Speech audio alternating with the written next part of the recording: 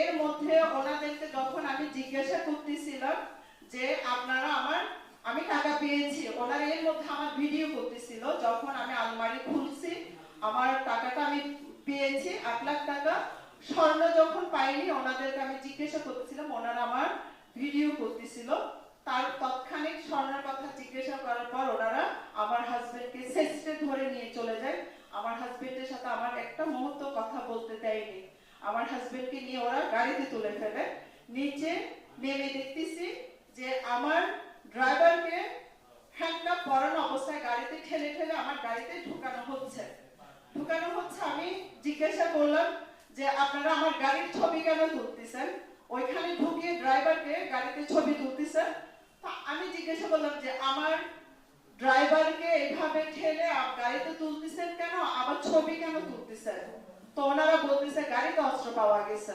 তা আমার প্রশ্ন হলো যে গাড়িতে অস্ত্র পাওয়া গেছে মানে ঠিক আছে, গাড়িতে কিভাবে অস্ত্র পাওয়া গেছে আমি একটু ড্রাইভারকে জিজ্ঞাসা করবো অস্ত্র কোথা থেকে এলো। তো ড্রাইভার বলতেছে যে আপু পুরাপুরি ইকরাম ভাইয়াকে ফাঁসানো হয়েছে এবং আমাদের কাছে কোনো অস্ত্র পাওয়া যায়নি। ওনারা বলছে যে র্যাবের কর্মকর্তা দেখা করবে, ফোন করে আসছে আমাকে ইকরাম ভাইয়া র্যাবের অফিসারকে ডেকে পাঠাইছে। তো আমি ডেকে নিয়ে আসছি। উনি ইকরাম ভাইয়া গাড়িতে নামার আগেই উনি গাড়িতে ঢুকে গেছে যে র্যাবের কর্মকর্তা আসছে আমার হাজবেন্ডের সাথে কথা বলে, ফোনে কথা বলে দেখা করতে আসছে।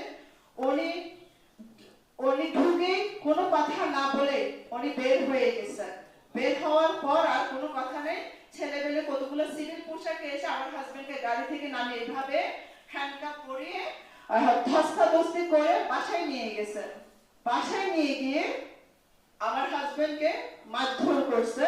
তো আমি বললাম যে আপনারা যে আমার গাড়ি সিজ করবেন বলতেছেন, গাড়ি সিজ করবেন বেশ ভালো কথা, আমার গাড়িতে আপনারা অস্ত্র পাওয়া গেছে, ড্রাইভার তো বলতেছে কোনো অস্ত্র নাই, আর অস্ত্র কোথা থেকে আসবে? ঠিক আছে আপনারা দাঁড়ান, আমি ক্যামেরাটা চেক করব। যেহেতু আমার গাড়ির পার্কিং এর একদম সামনাসামনি 4টা ক্যামেরা আছে, আমি ক্যামেরাটা চেক করব। যদি আমার গাড়িতে কোনো ধরনের অস্ত্র পাওয়া যায় তাহলে গাড়ির মালিক আমাকে অ্যারেস্ট করবেন, গাড়ির সাথে সাথে আমাকে অ্যারেস্ট করে নিয়ে যাবেন।